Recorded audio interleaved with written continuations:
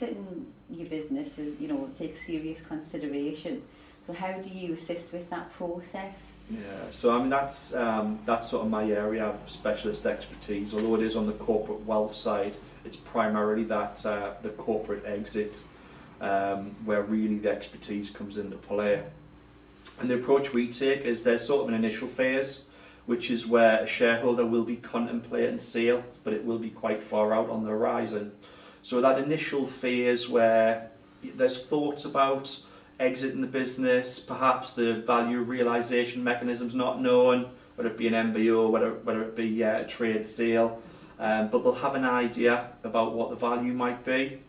So at that point we'll build cash flow forecasts.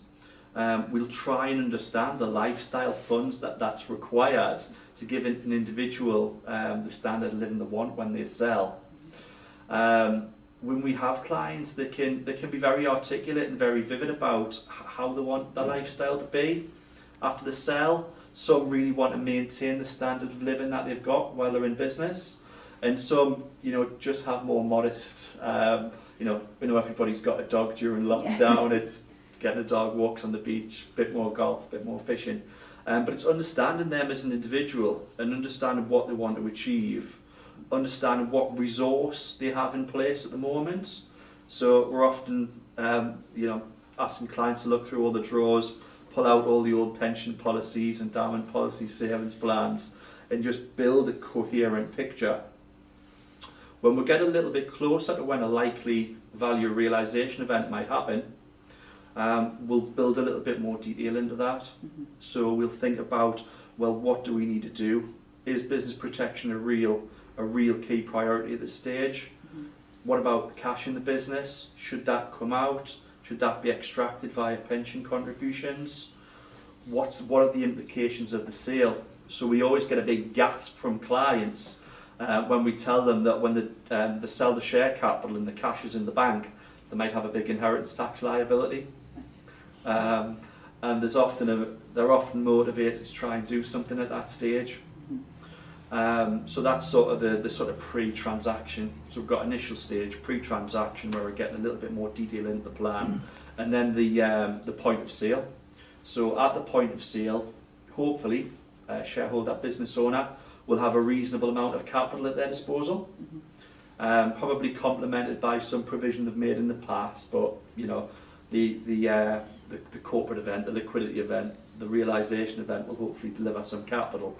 And then we're generally deploying that into a portfolio of securities that matches their risk profile, that matches their objectives. And we tend to think about Brewin Dolphin as the never work again fund. We want to make sure that you have long-term financial security, the plan's right, you get the level of income you want, you get the access to capital that you need. And if there's excess beyond that, then we'll often talk to clients about, is in a non-executive directorship an interesting proposition for you? Do we introduce the client to angel investor networks because they want to pass on, not just some of their capital, but also some of their expertise, maybe mentor young entrepreneurs. We have clients that have ambitions around legacy, around philanthropy, around charity, and those clients who want to buy some trophy assets and enjoy, the fruits of a long career in business as well. But with any other kind of planning, no two conversations are the same. Yeah. And we'll often have, multiple meetings with a business owner. We understand the anxiety of going through that transaction, especially when it's a retirement sale. Somebody's selling the business and going into retirement. So we let them drive the pace, and we're there as a wealth management partner along the way, but they're there to set the pace, and we're there to be a really good support network.